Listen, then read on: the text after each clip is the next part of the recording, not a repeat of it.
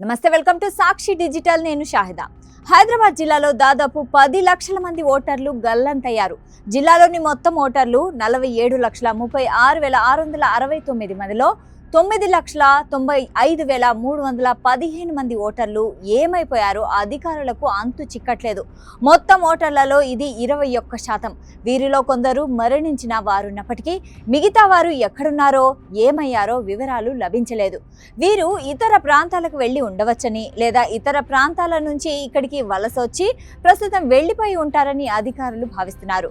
Voter enumeration ఫారాల సమర్పణకు ఈ నెల 10వ తేదీ వరకు గడువు ఉండడంతో ఇందులో స్వల్ప మార్పులకు అవకాశం ఉంది. ఈ సంఖ్య ఇంకా పెరగొచ్చు లేదా తగ్గవచ్చు. వీరిలో మృతులు పోను మిగతా వారిని అధికారులు ఆచూకీ తెలియని జాబితాలో చేర్చారు. వీరిలో అత్యధికంగా జూబ్లీ హిల్స్ నియోజకవర్గంలో 88,933 మంది ఉండగా అత్యల్పంగా అంబర్పేట నియోజకవర్గంలో 38,208 మంది ఉన్నారు. అధికారులు ఎంతగా ప్రయత్నిస్తున్నా, ఇళ్లని తిరుగుతున్నా, రాజకీయ పార్టీలను అభ్యర్థిస్తున్నా, పార్టీల ఏజెంట్లను కోరుతున్నా ఎన్యూమరేషన్ ఫారాలు భర్తీ చేసి తిరిగిచ్చిన వారు 27,26,655 మంది మాత్రమే. వీరి వివరాలు డిజిటలైజ్ చేశారు. ఇది 57.56%. మిగిలిన కొద్ది రోజుల్లో ఇంకెంతమంది ఫారాలు తిరిగిస్తారో చెప్పలేని పరిస్థితి నెలకొంది. ఫారాల సమర్పణ గడువుకు ఇప్పటికే 2 పర్యాయాలు పొడిగించడం తెలిసిందే.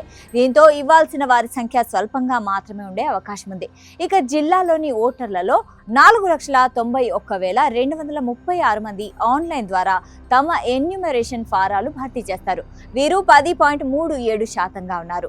రాజకీయ నేతల ఇళ్లు, మతపరమైన ప్రదేశాలు, ఇతరత్ర సున్నిత ప్రాంతాల్లో పోలింగ్ కేంద్రాలు ఉండరాదన్న ఈసీఐ సెక్రటరీ ఆదేశాల నేపథ్యంలో 94 భవనాల్లోని పోలింగ్ కేంద్రాలను మార్చేందుకు ప్రతిపాదనలు రూపొందించారు.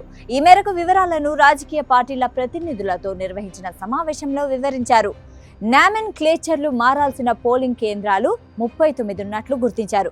పోలింగ్ కేంద్రాల క్రమబద్ధీకరణలో భాగంగా ఓటర్ల సంఖ్య తక్కువగా ఉన్న 71 పోలింగ్ కేంద్రాలను ఇతర కేంద్రాల్లో విలీనం లేదా రద్దు చేసేందుకు ప్రతిపాదించారు.